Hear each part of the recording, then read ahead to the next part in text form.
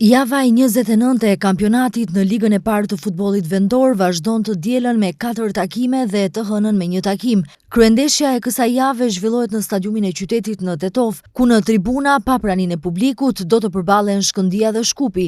Ndeshja në fjalë, rëndësi jetësore ka për ekipin e Shkëndijës, që është shumë pranë fitimit të titullit të 5 kampion i Maqedonisë. Futbollisti Klisman Cake shprehet optimist se kuqezint do të dalin fitues.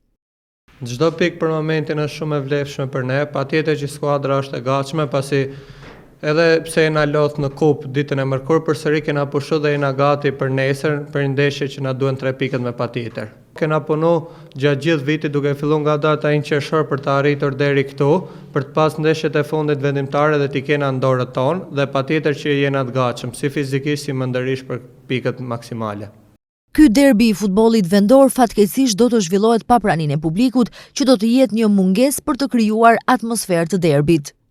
Padyshim ka ndiku pak, po kupa është kompeticion më vete, ne jena munduar ta mbajmë atmosferën sa më lart dhe dihet që objektivi jon kryesor që në fillim ka qenë titulli kampion, që jena në një rrugë të mirë deri tani.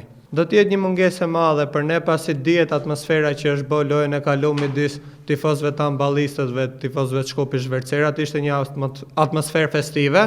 Po, këto janë rregullat, duhet i përmbajna, jena pa publik, përsëri do jemi përfitore. Po do na mungoj tifozëria patjetër nesër.